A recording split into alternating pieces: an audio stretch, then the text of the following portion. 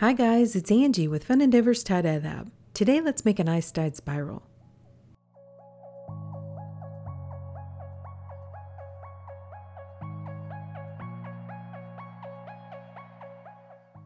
I'm going to use the microwave cover splatter guard again to start the spiral. And this time I'm starting the spiral down in the lower portion of the shirt. I also have the shirt turned inside out.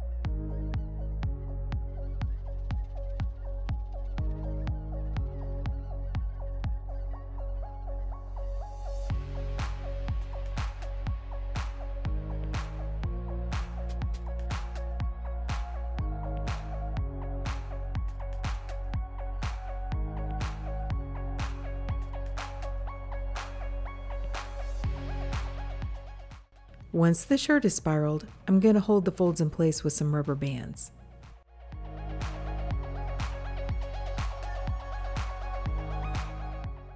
I've chosen a red, gray, and black color palette for this shirt. And before I begin, I'm going to use a washable marker and draw a circle around the main spiral portion. Then I'm going to divide that area inside of the circle into 4 sections. The outside area I'm going to divide into 6 sections. These are guidelines for me to apply the dye.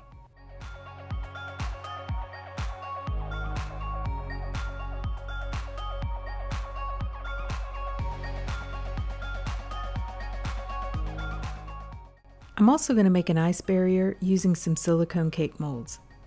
I have links down below in the description for this video for a lot of the products that I'm using in the video.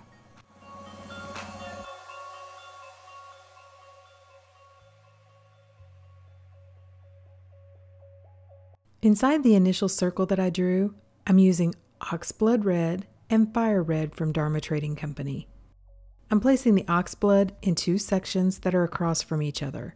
I'm going to place the fire red in the 2 remaining sections.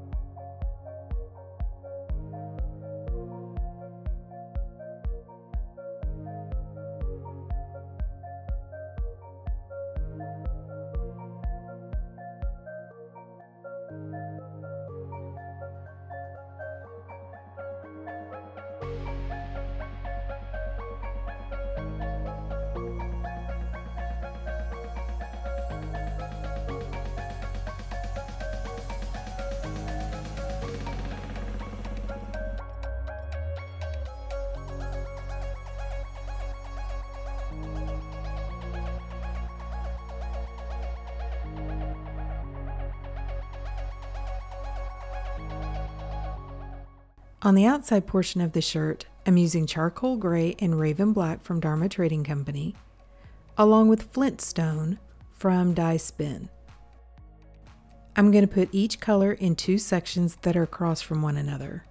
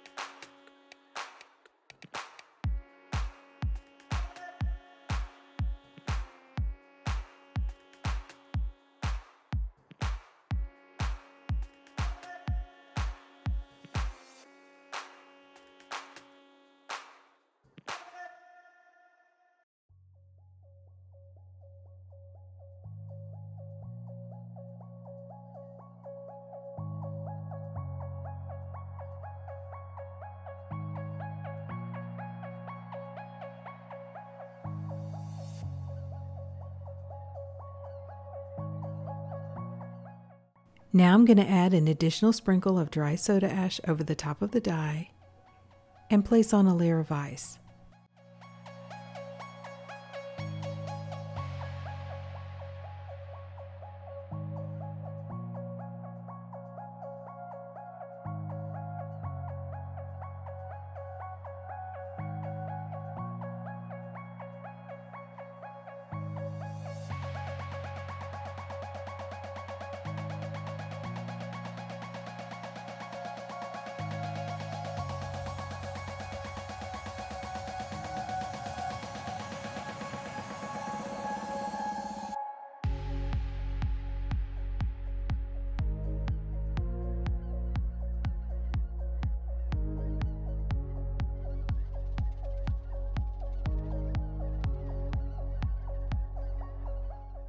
I allowed the layer of ice to melt and came back and checked the shirt, and the dye had gone through really well to the back side, and it looked like most of the dye on top was dissolved.